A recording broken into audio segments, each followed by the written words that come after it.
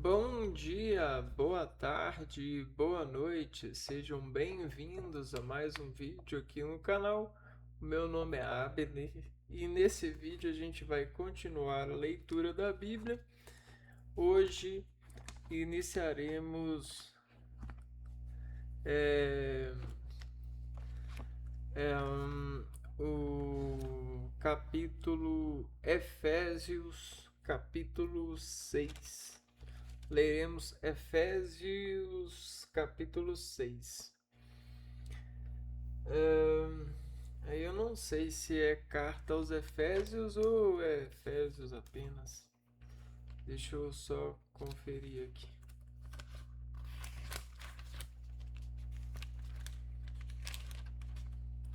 É carta aos Efésios. Efésios. Então, bora lá, vamos começar a leitura. Capítulo 6. Filhos e pais.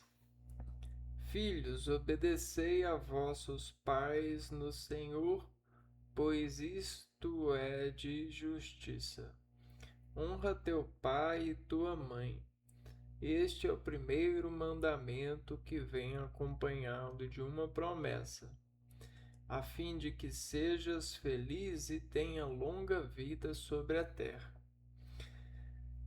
Vós, pais, não provoqueis revolta nos vossos filhos, antes educai-os com uma pedagogia inspirada no Senhor.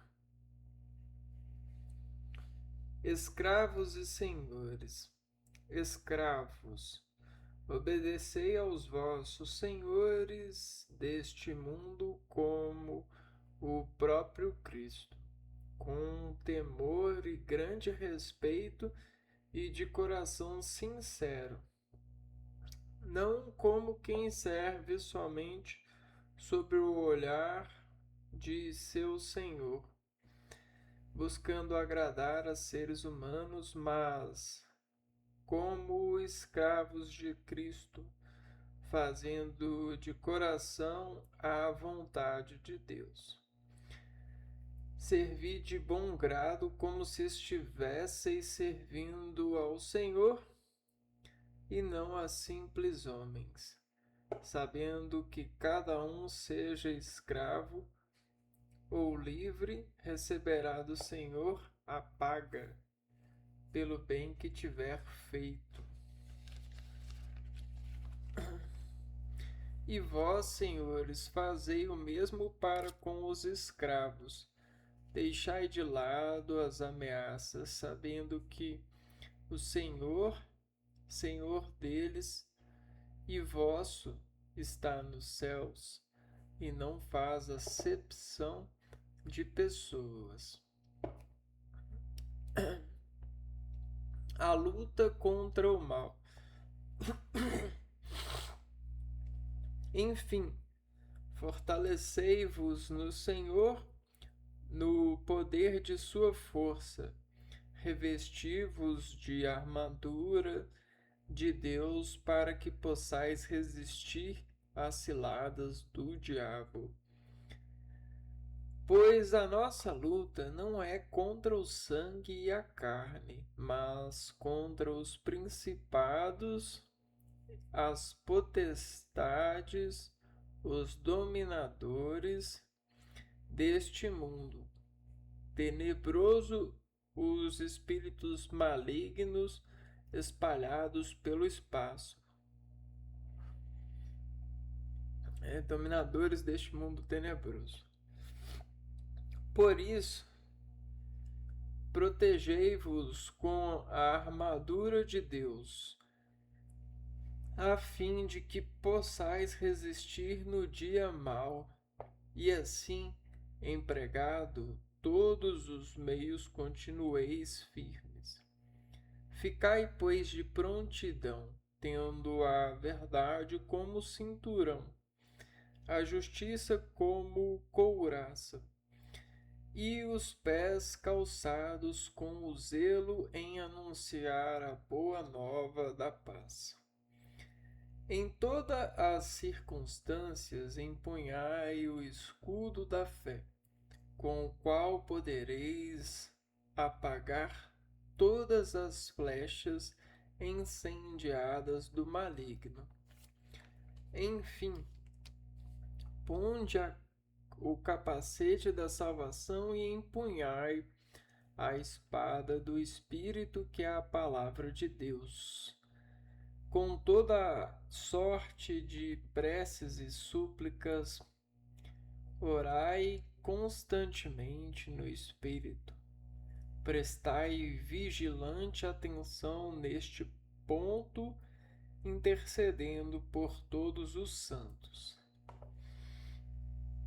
Orai também por mim, suplicando que a palavra seja colocada em minha boca, de maneira que eu possa anunciar abertamente o mistério do Evangelho, do qual em minhas algemas sou embaixador, que eu o proclame com toda a ousadia, como é de meu dever.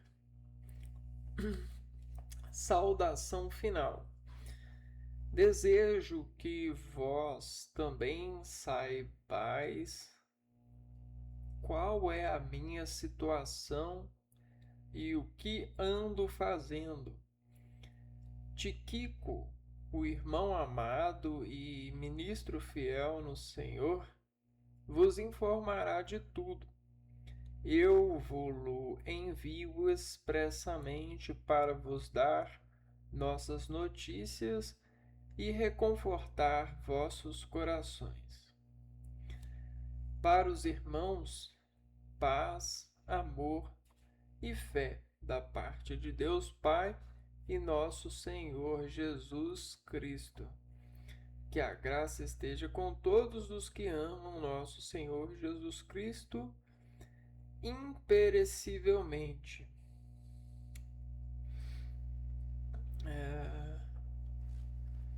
Bom, aqui eu já li nessa empreitada, da qual eu tenho, né, me colocado como o senhor dessa obra, né? O senhor no sentido o obreiro, né? Em ler a Bíblia, eu já encontrei textos, né? Textura, textura lógica, contato lógico, em outros portais, em outros capítulos de administração daquilo que envia aos companheiros, né, aos fiéis, mensagens, né? Então, o que acontece? Essas mensagens enviadas, né, elas atestam, a partir dessa textura lógica, coisas muito semelhantes. Pois o que descende dessa preocupação, desse poder de informação, antecipar as pessoas, o cristão, é a, é a, é aquela prece de estar em um plano muito semelhante, né? Vamos dizer Jerusalém, vamos dizer um plano da qual descendem o trabalho, né? A obra nesse plano. O que cobra nesse plano? É o equilíbrio. Só que quando aparece a figura, por exemplo, do do César, ele começa a inferir nesse equilíbrio funções das quais sim, sintetizam um julgamento e expressam desequilíbrio sobre a sua sentença. O que isso quer dizer? Quer dizer que a elaboração de alguém potente o bastante para inseminar em um plano aquilo que é equilíbrio, que vai além de Jesus Cristo, o Salvador, aquele que consegue equilibrar sobre a comunicação com Deus nesse plano. A gente está falando de um plano de convivência, né? Um plano que é cercado de é, previsões. E o César, ele quer prever o seu poder o máximo possível, pois esse é o poder que lhe faz fértil, que lhe faz o verdadeiro, o realizador dessa operação de eleger-se para o governar, dessa dor de desaparecimento. Essa dor de desaparecimento sobre as necessidades de viver, né, de comunicar. E aí o que acontece? Quando a gente comunica, a dor vai junto. E a nossa dor também é semelhante como o plano que a gente participa. Só que a dor, ela é uma coisa que é do processamento em relação sistemiológica, no sentido fisiológico desse preceito policial, no sentido espiritual do organismo, né? A energia que emana do organismo não emana nesse padrão lógico. Por quê? Essa é a pesquisa. Por que a fala dele é diferente? E você acredita que quando eu era pequeno, criança, eu ficava com essas dúvidas? Hoje eu não fico mais porque eu quero ganhar dinheiro. Mas quando eu não precisava de querer o tempo todo ganhar dinheiro para pagar minhas continhas, eu pensava assim: por que o meu irmão tem uma voz diferente que a minha? Por que o cabelo dele é diferente do meu? Por que ele é meu irmão? Por que eu não posso escolher quem é meu irmão? Por que ele falou isso e eu não entendi isso, mas de alguma forma eu falo que eu entendi, porque de alguma forma eu entendi, mas eu não entendi verdadeiramente entendendo. Você entendeu a criancinha? E esse cara, que era criancinha em mim, ele era o verdadeiro adulto do meu ser. Hoje eu sou uma verdadeira criança que só quer papar. Só quero papar dinheiro. Porque dinheiro é paz. No meu horizonte lógico, ordenado por César. Nesse plano. Quem é César? César é o padrão de ajudar uns aos outros sobre o apelo possível do poder de compra. Então eu compro um amigo, eu compro uma namorada, eu compro porque eu cumpro isso quando eu me dou de papel um direito de me dar um jeito de potencial para acontecer esse envolvimento, sem elogiar, sem desenvolver supervisões que me deixam bacteriologicamente sábio, né? Sobre aquelas coisas. Ele só tá ali por causa do dinheiro e tal. Aqueles raios-x, né? Aqueles exames com minúcias, né?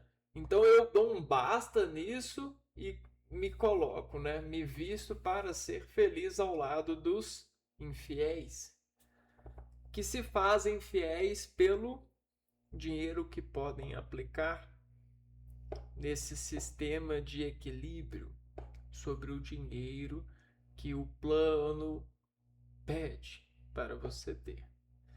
E quanto mais pede,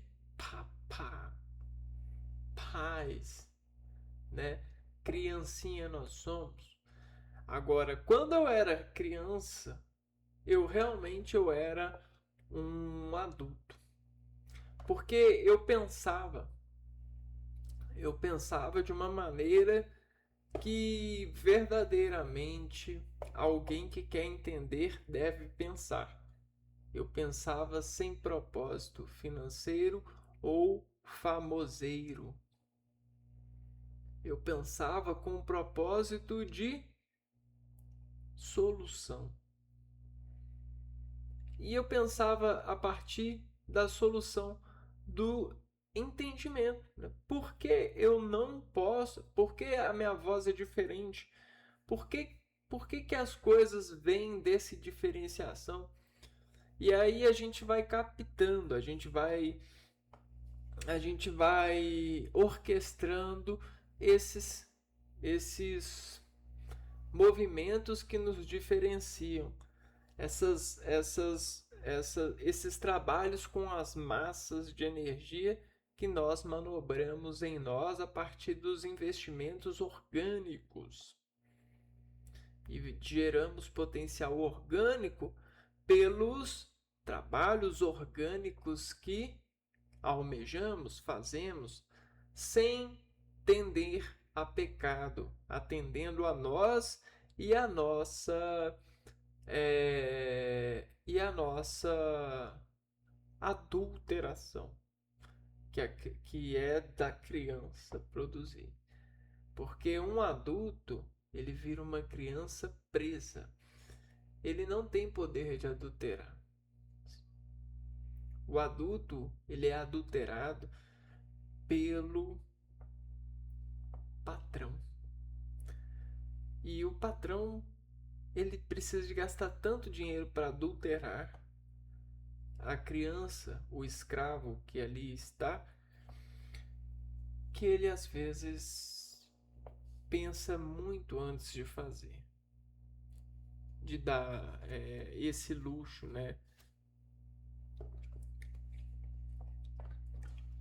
E aqui a gente tem os conselhos nesse livro. Obediência. Obedecei aos pais. Obedecei. Porque o que acontece? Os pais, quando eles desejam que o filho obedeça, é porque os pais eles estão obedecendo os filhos. Os filhos eles não têm condição de compreender a obediência dos pais, mas os pais eles são muito sensíveis aos filhos e tudo que eles fazem tem uma moeda ali, ó, uma fécula de dar ao filho, pagar ao filho, né? Se retroprojetar para o filho vencer. Então, tudo que o filho pede para o pai, de alguma forma, o pai ele obedece. Ele obedece porque é o dever dele. Ele se sente bem para isso. É como se esse fosse o objetivo do cargo dele. Entende? Então o pai, o plano dele é ser um funcionário do filho, né? Mas ele não pode dizer que é um funcionário do filho, porque senão o filho ele não soa com clara convicção aquilo que ele deseja receber. Então, o que acontece? Acontece esse segredo, esse secreto, né? Essa agência secreta dos filhos que são os verdadeiros donos do futuro, donos da vida, da qual acontece no momento em execução de relações de bens. Todo mais novo é, em significado lógico, a esperança dentro de uma aplicação, né?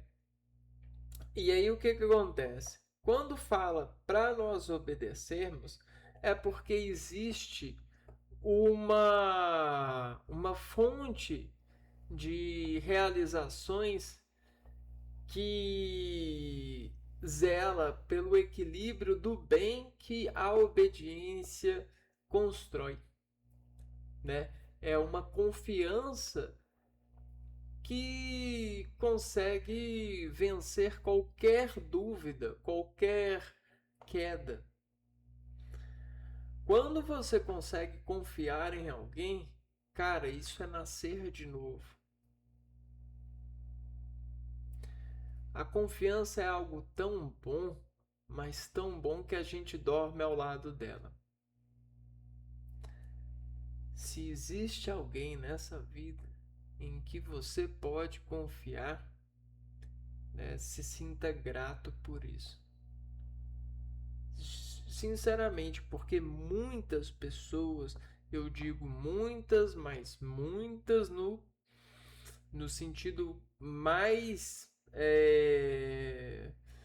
verdadeiro possível, se é que você me entende. Muitas pessoas, mesmo casadas, mesmo amigadas, mesmo irmãzadas, mesmo religiosadas, não conseguem acreditar em ninguém. Não há ninguém que elas consigam acreditar. Você pode tentar, pode construir a ferramenta de crédito, pode fazer o que for. Se você conseguir produzir uma faísca de acreditar em uma pessoa momentânea, vai ser muito, vai ser como se fosse um Big Bang, uma explosão, né? Uma coisa de arrancar pedaço de terra grande, porque não confiam. É a coisa que mais falta no mundo é a confiança. Não é à toa que as pessoas elas estão viciadas em sedativos. O que é sedativo? É se enxergar trabalhador, é ser um personagem ativo a partir do relacionamento com objetos e não matérias vivas. E eu incluo objetos aqui, animais domésticos. Porque, cara, se a palavra confiança não se aplica a animais domésticos.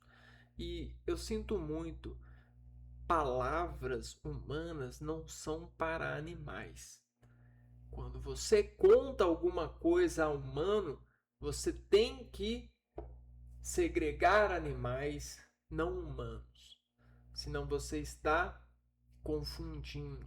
Você está sujando o trabalho da auditoria. Certo? Existem outras palavras ou outras variáveis lógicas para dizer sobre confiar ou não em animais.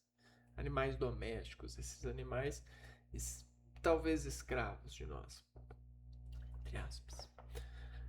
Mas quando eu digo confiança, não dá para confiar mais ninguém. É difícil pra caralho.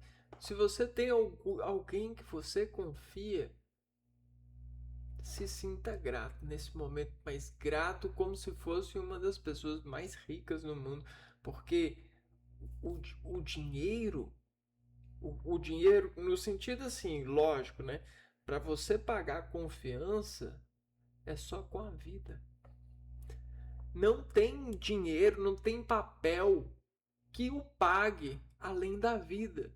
Por isso que muitas pessoas se converteram ao cristianismo, pois só ele se sacrificou com a vida e ele é a imagem da qual a gente nos ajusta para poder sentir que alguma porcentagemzinha ali, ó, da escala de 0 a 10, né, de 0 a Cristo, a gente pode confiar no irmão.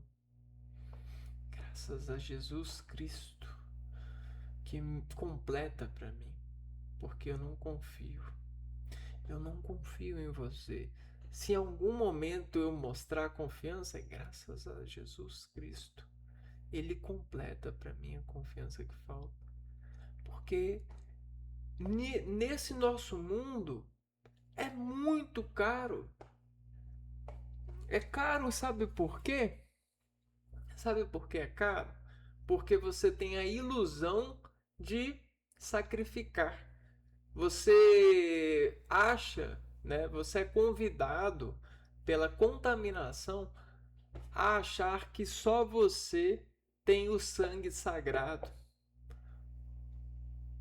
Porque o seu sangue ali, naquele quadro de sangues, é mais sugado. O seu sangue vale 10 vezes o sangue do irmãozinho ali que está presente. E aí você se vê como um objeto diferencial e aplicando esse valor diferencial, você entra nos ajustes sintetizantes. Os ajustes que são palavras de efetivação.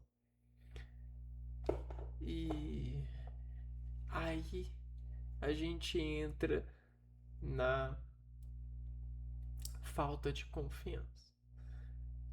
Aí a gente justifica o não confiar. E aí a gente começa a precisar mais do que a gente precisa. E aí a gente começa a viver a verdadeira guerra, erguer muros, criar sistemas de defesa, pensar nos inteligentes que podem vencer essas barreiras de defesa e aliar isso a um entendimento médico, ao entendimento advocativo, ao entendimento de engenharia, ao entendimento de todas as várias personificações da poesia e deixá-las como hierarquia de um ente ativo. Esse doente ativo, ele realmente é uma patologia que todos nós queremos assistir em uma tela expectativa. Pois estar doente assim é ter garantia do melhor serviço médico. Mas que médico é esse? Que plantão é esse? Que serviço é esse? É o serviço que quer aprender a esse, pois a esse controla muitas pessoas pelas ambições das pessoas. É como se fosse um óleo sagrado, porque se agradou a muitas pessoas nesse processo de estética midiática. É uma coisa que se todo mundo gosta, porque eu não gostaria?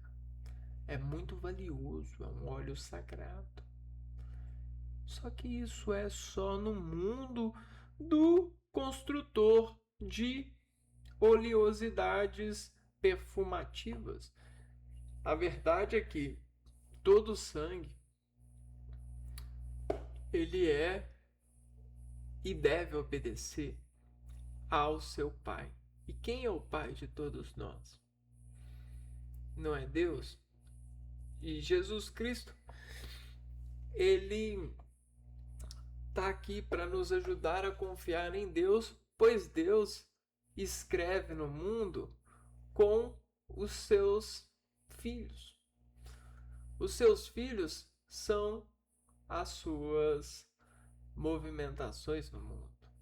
Só que quando a gente perde a confiança em Deus, os nossos movimentos passam a ser confiados em nós mesmos. E aí a gente começa a perder a Deus quando a gente começa a perder a confiança nos irmãos, confiança nos filhos de Deus. Pois muitas pessoas, inclusive eu, não tenho que agradecer. Agradecer no sentido justo do plano de agradecimento. Existe um plano entre nós e este plano, ele é um plano que a gente vive sobre a, a, a composição de ser e estar nessa convivência. A gente pode fazer alguma coisa quando a gente tem meios, tem condições de fazer. E aí o que acontece? Quando você monta nesse plano a, essa desconfiança e começa a processar as pessoas pelas notas de confiança que elas dão, você começa a prejudicar as pessoas no sentido do encontro delas com o amor de Cristo. O confiar nas pessoas, porque se as pessoas não confiam em nós, se elas afirmam saber que não podem confiar em nós, elas lançam flechas em nós. Elas olham para nós e convidam todas as pessoas a olhar para nós como se a gente fosse ladrão. Mas se você roubou, quer dizer que você é ladrão? Não necessariamente. Porque o roubar, ele é um verbo em uma frase. A frase, ela pode dizer muito, inclusive dizer por amor. E isso aí, qualquer exército cai, se ajoelha em nome do amor. Imagina que alguém roubou por amor à mãe, por amor às pessoas, por amor a Jesus que vive dentro dele. E aí as pessoas elas entendem, mas não podem aceitar esse entendimento. Elas precisam de fazer alguma coisa. Então vamos criar uma associação, vamos ver o que podemos fazer. Mas não é assim que acontece. E o que precisa ser feito já foi feito, né? A gente já aprendeu a seguir regras, né? A gente já aprendeu a ler, a gente já aprendeu a aprender, a gente já aprendeu a aprender. Mas o que acontece? As pessoas se desaprenderam do aprender e começaram a criar aprendimento. A gente aprendeu a aprender. A gente aprendeu a aprender que a pessoa, se não tem alguma coisa, ela rouba. Se eu desaprendo a aprender e começo a criar o aprendimento, eu faço a pessoa roubar e eu digo que ela é um objeto de estudo. Eu prendo essa pessoa num laboratório, numa cadeia, e fico entendendo a cadência dessa.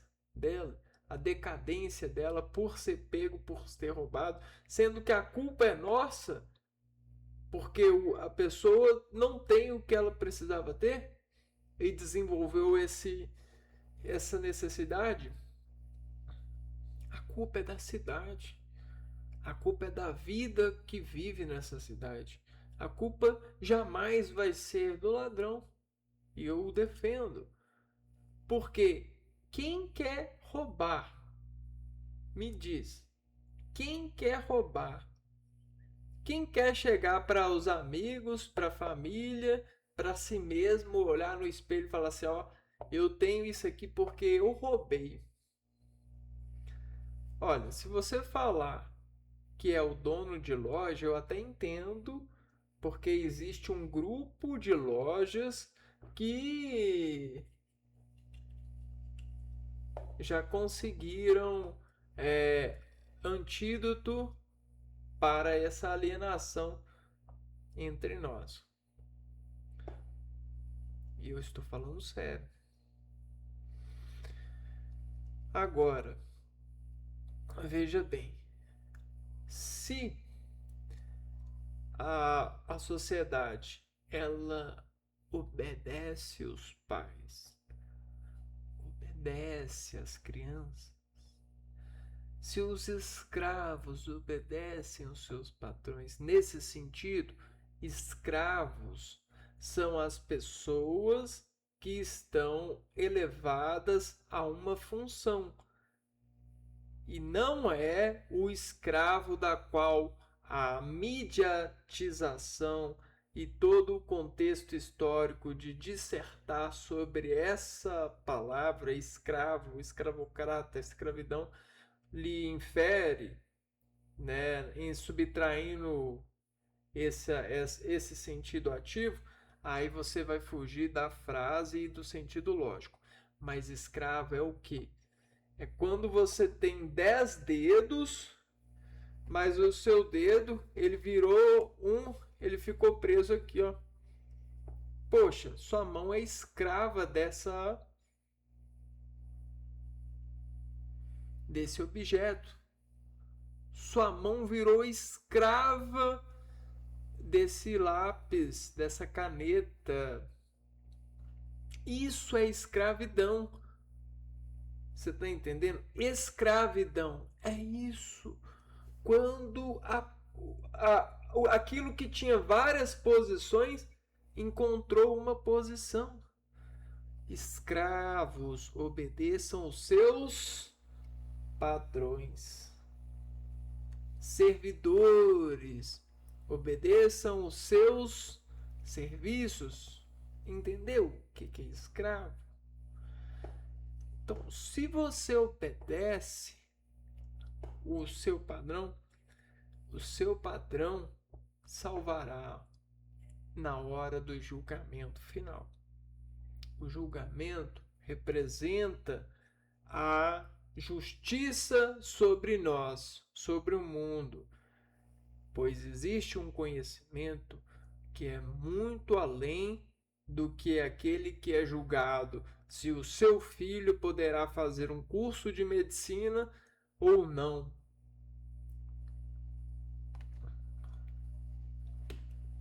Isso tudo é uma natureza morta, né? Não é natural essa relação comum do qual nós estamos relacionando.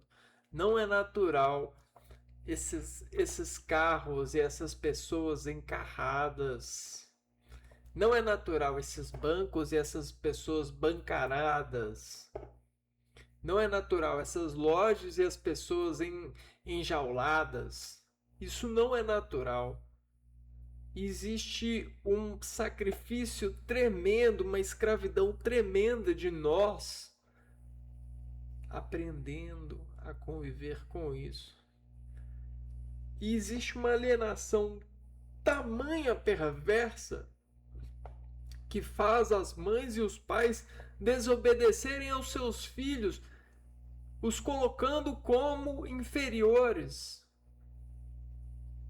pobres coitados.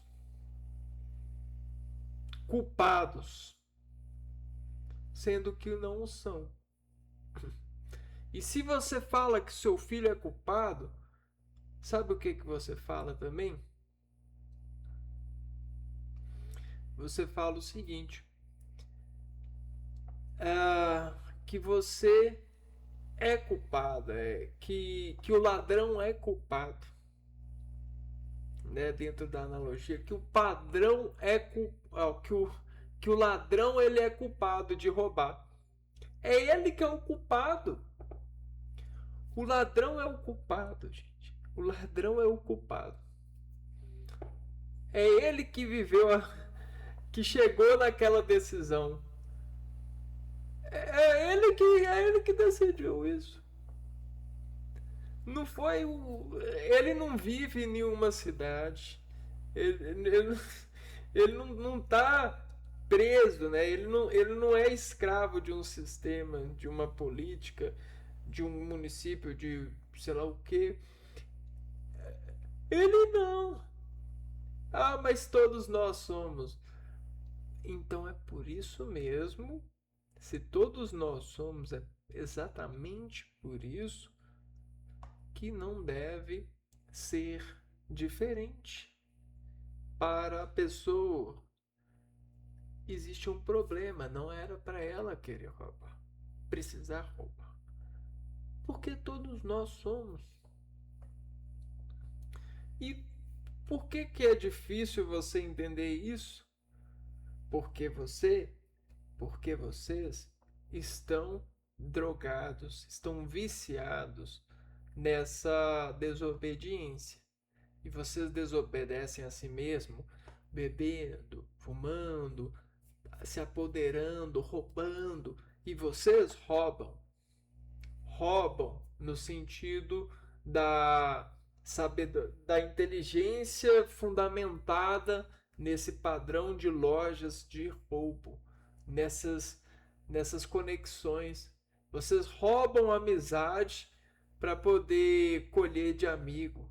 São verdadeiras putinhas do desse sistema de lojas, né? São aquelas pessoas que é, fazem serviços ali para poder conseguir coisas fáceis na amizade, né? Essas coisas assim. É, é exatamente isso, né? E aí toda, vocês perdem toda a bondade, toda a tudo aquilo que o bem é, o chamou para poder se equilibrar. Para quando você vê qualquer coisa na vida, né? Qualquer coisa que Deus fez, ela te chama para o bem. Qualquer coisa que Deus fez, ela te chama para o bem. Qualquer coisa que Deus fez, ela te chama para o bem. Quando, quando você não vai para o bem, você vai para o mal. E aí o que acontece? Acontece um desequilíbrio. Esse desequilíbrio que o mal causa no equilíbrio do bem, ele começa a fazer um trauma em sua vida, né? Ele entra na sua vida, ele trauma na sua vida, ele terá uma na sua vida, ele entra na sua vida de novo.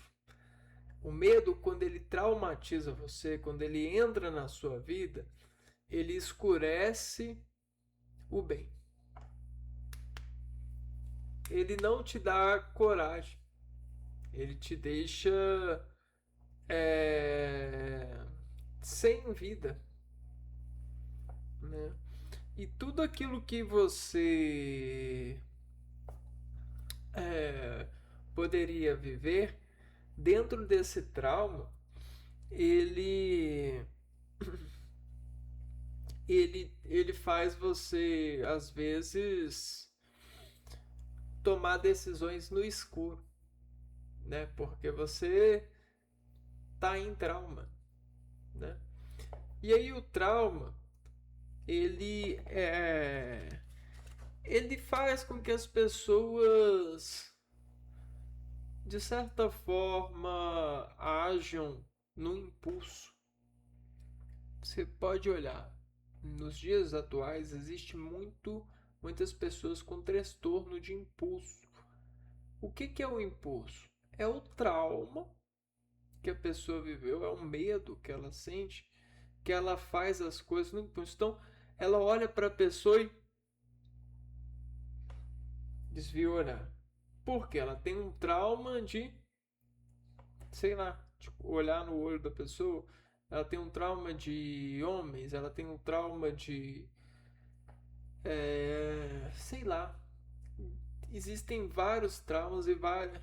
E vamos dizer que o trauma é dinheiro e você deposita o trauma em vários lugares. Vamos dizer que você acabou de ganhar o salário.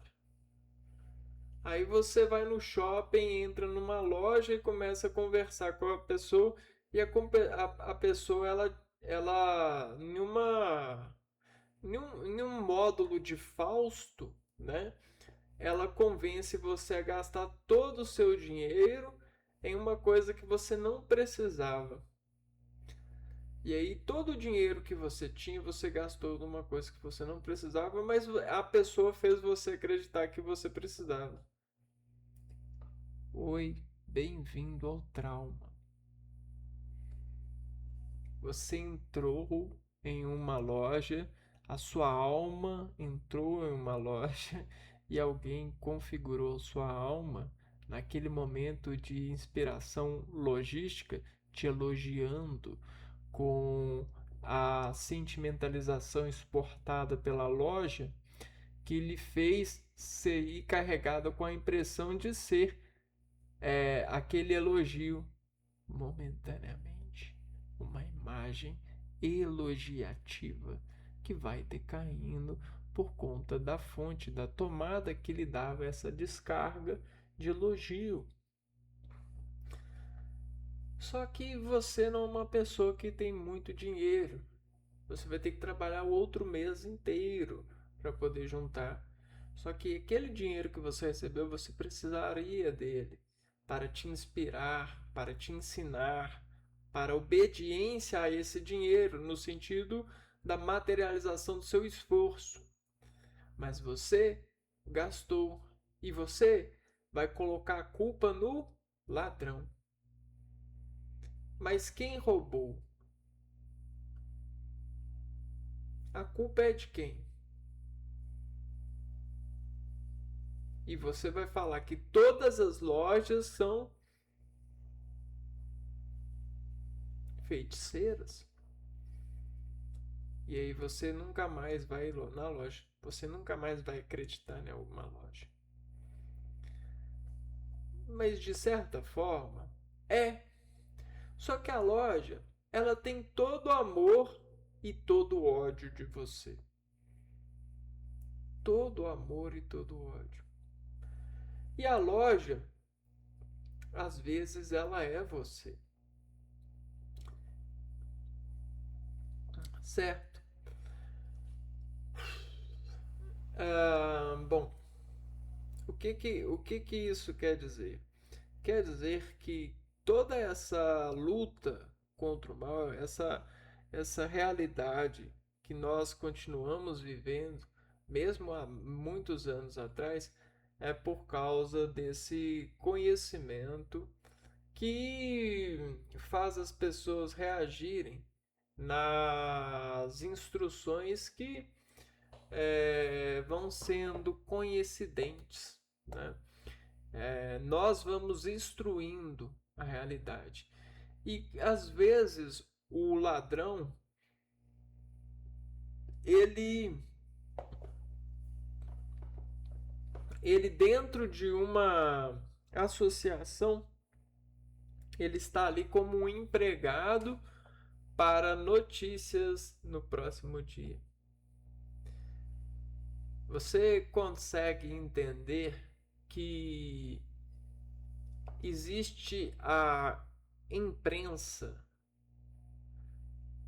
e essa imprensa ela media o sujeito na utilização desse recurso, né, dessa mídia impressa, né, para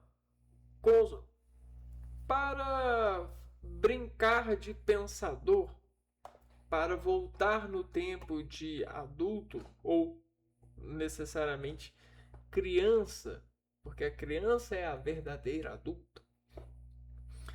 E nesse momento em que que a pessoa está se apropriando dessa mídia, dessa imprensa, ela consegue se conectar com todos aqueles que pensam a respeito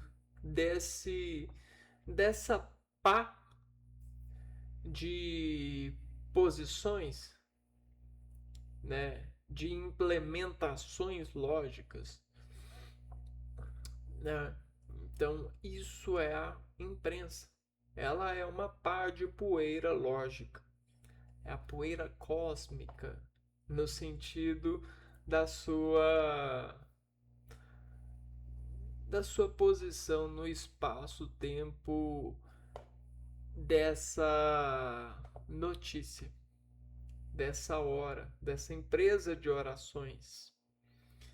Então, quando você orar para todos, quando você orar para um, quando você odiar para todos, quando você odiar para um. Né? Então, e aí o que, que acontece? O ladrão que não tem culpa, às vezes ele é um ator. E ele às vezes ele é contratado por essa indústria. Só que isso não te faz feliz. O que te faz feliz? O que você precisa? Saber que tem alguém pior que você? Ou saber que tem alguém melhor que você? Você quer subir ou quer descer? Ou quer ficar no mesmo degrau? Na imaterialidade lógica do poder de pensar ou aprender, tudo é possível. É só uma questão cirúrgica de suas atividades. Mas nem todos sabem, nem todos fazem os deveres de casa, nem todos utilizam as ferramentas escolásticas para escolher a verdadeira vida a qual lhe é equilibrada.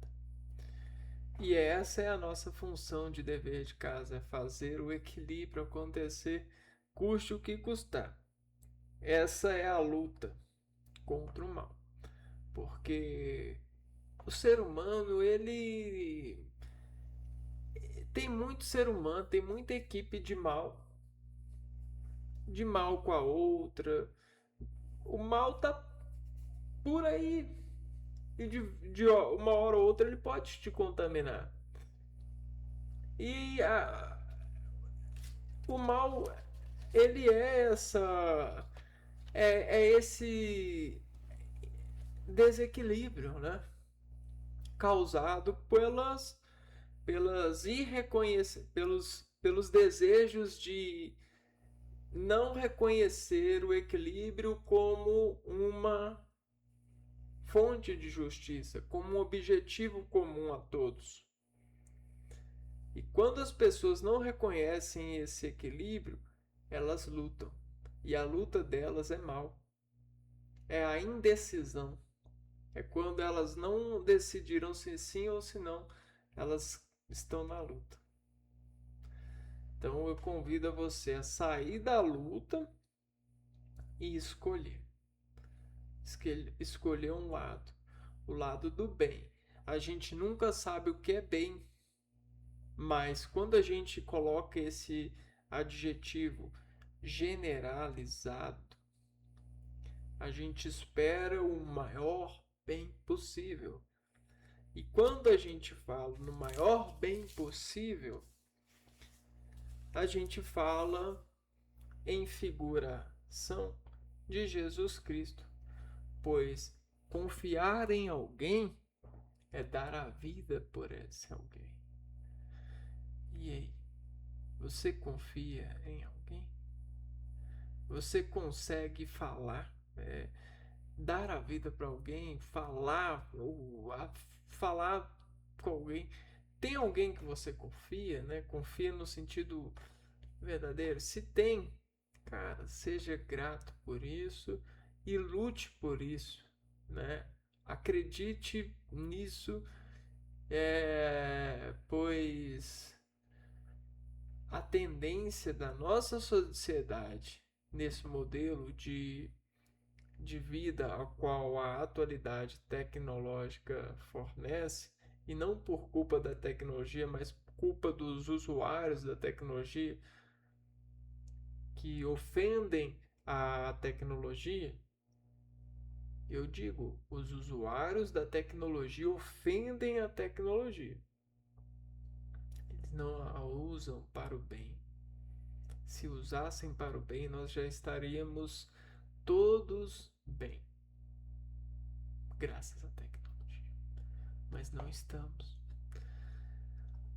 A tendência é não confiar cada vez mais nas pessoas.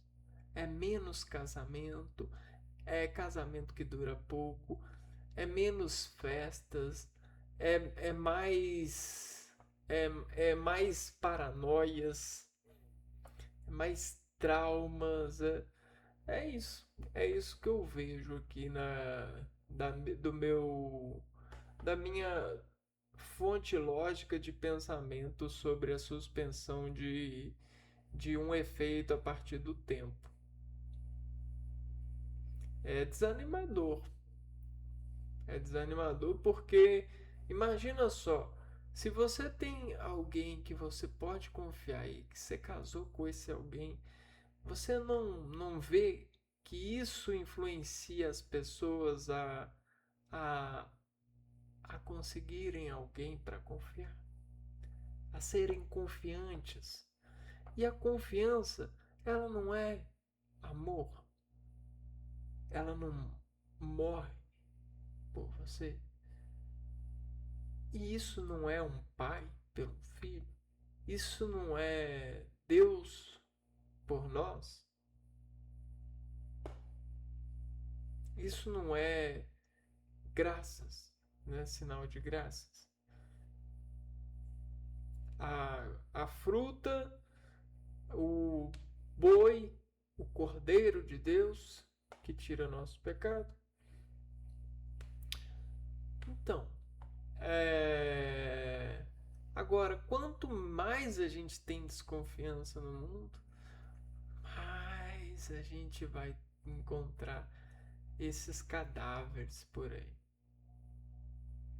né? Nossa. E olha, se eu não sou um deles, né? creio, creio eu, peço a Deus para me renascer como renasceu Jesus Cristo e que eu possa encontrar alguém que eu possa realmente, verdadeiramente confiar. E eu falo isso, mas teria que ser um milagre, porque do modo de vida em que eu tenho vivido, em que Deus tem me abençoado, isso me parece impossível, né? Me sentir confiança no mundo, né? Em alguém. É como se eu falasse em, e todo mundo escutasse, todo mundo eu falo assim, muita gente, um palco de pessoas escutasse. E não dá para confiar, porque vai ser usado, né? É como se aquilo que eu tivesse falado para alguém, que eu confiava em alguém, já tivesse sido anunciado. Eu fui denunciado. E isso cortou cortou a esperança, né? O sentido de viver pelo outro, né? Quando você, quando você não pode confiar na pessoa, você não tem um porquê, né? Qual que será o presente, né? Diga-se de passagem. Mas é isso, né? Queiramos nós encontrar isso, porque se você conseguir, né, confiar no pai, você vai obedecer o pai. Você obedece o pai. Se o escravo confia no no senhor, né, no padrão, obedece. Ele obedece. Imagina você andar num carro que você não confia no freio. Você anda de uma forma é, em potencial, né? Em potencial de desconfiança. Você não conhece o freio. Então, o que, que a gente quer? A gente quer conhecer de tal maneira que a gente possa confiar. Mas você conhece o poder público?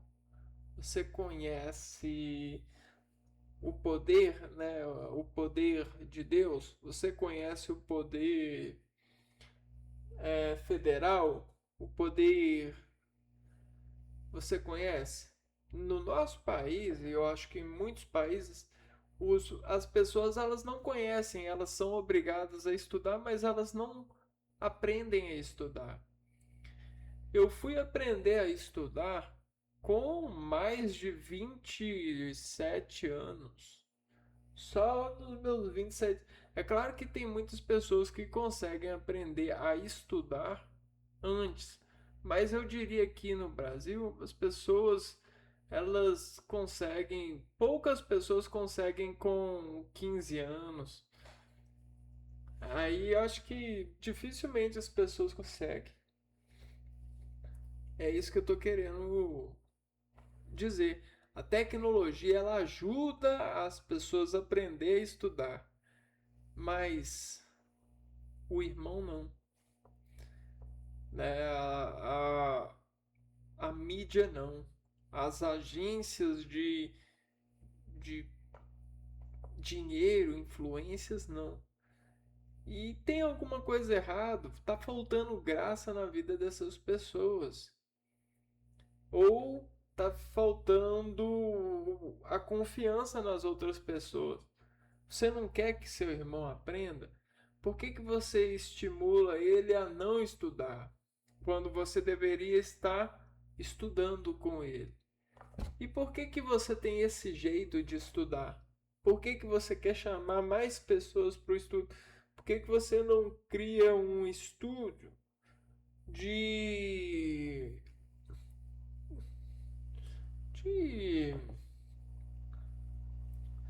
de levar todas as pessoas à compreensão da,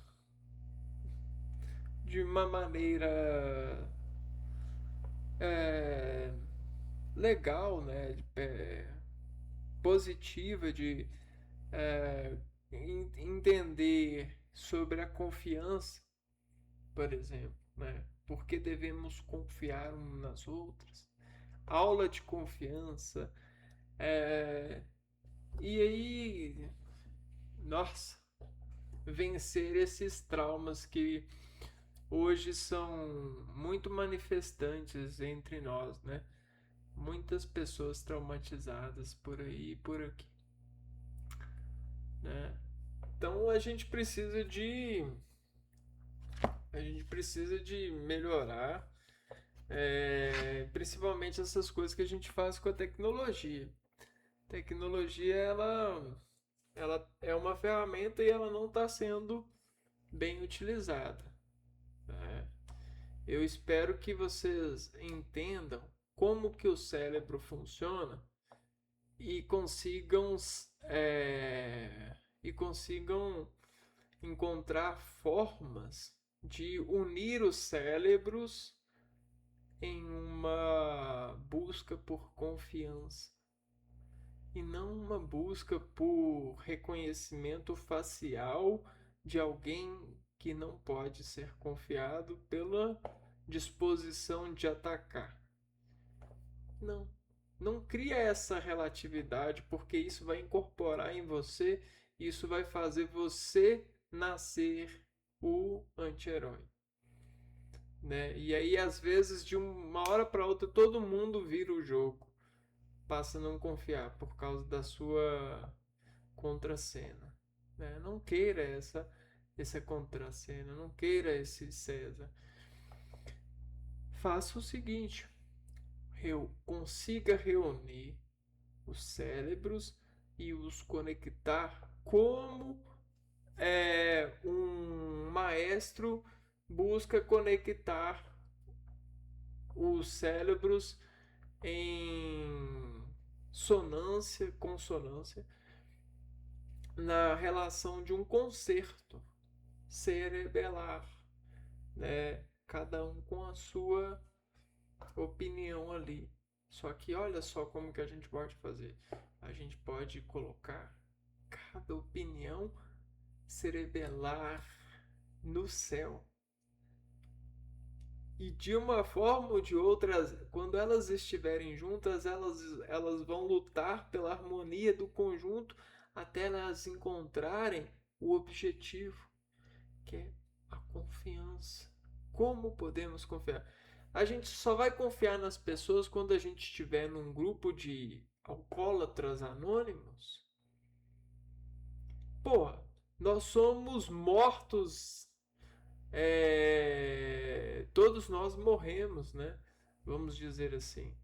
Morremos porque não conseguimos confiar nas pessoas. Então vamos fazer um grupo assim, ó. O grupo de pessoas que não conseguem confiar mais nas pessoas. E aí a reunião das pessoas que não conseguem. E aí, olha, antes eu confiava e agora confio mais. Então, então a gente precisa de curar isso. Se vocês querem cuidar da saúde, a medicina do momento é essa. Como confiaremos nas pessoas? Como renovaremos os votos do nosso casamento? Pois somos casados. A gente tem um encontro com o outro, aquele que confiará em nós, em matéria, em realidade. Mas como renovaremos esses votos? Essa é a questão. Me parece impossível, mas eu sou só um cérebro, não sou dois, né? E aí, Deus, né? Louvado seja, né? Nos ajude.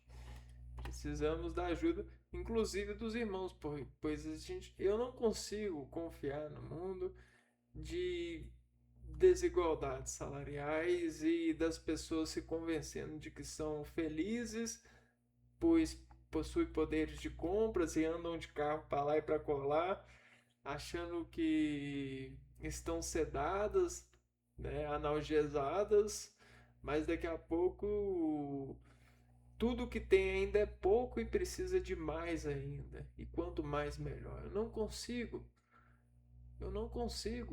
Não consigo lidar com pessoas assim, acreditar e dizer tá tudo bem.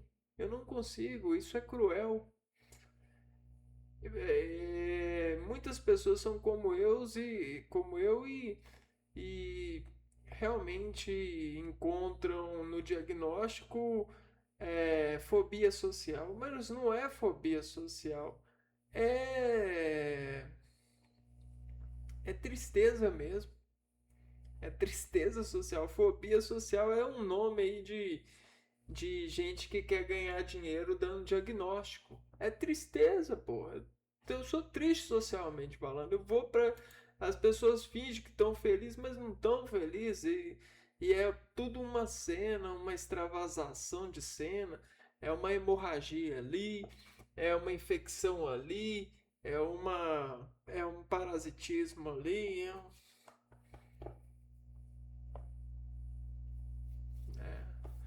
e as pessoas desejando serem patologias grandes, né, para irem para a televisão, né, mostrarem ao público que são o que é mais famoso patologicamente falando. Eu sou a patologia mais famosa. Em qualquer. Nos melhores hospitais você me encontra. Os melhores médicos vão saber cuidar de mim. Ou a mais, né? Ah, eu sou a patologia mais comum no Brasil, ó. Mais comum.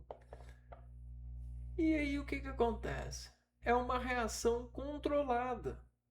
Câmera por todos os lados, câmera no sentido de medo, desconfiança,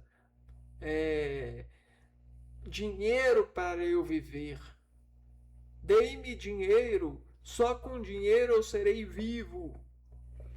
E não é assim, pessoal. Né? E aí é muito triste, porque né, eu sou, né, eu sou o presente do que um dia foi dito. E o que será o futuro das nossas crianças? Eu sou o futuro das crianças que um dia foi o será. Tomem cuidado. Tomem cuidado, pois. E aí? Se você está contente comigo, né, uma pessoa que está puramente infeliz falando aqui, eu imagino com os seus filhos e com os seus netos. Né? Qual é o nível de felicidade que eles os terão e o sustentarão?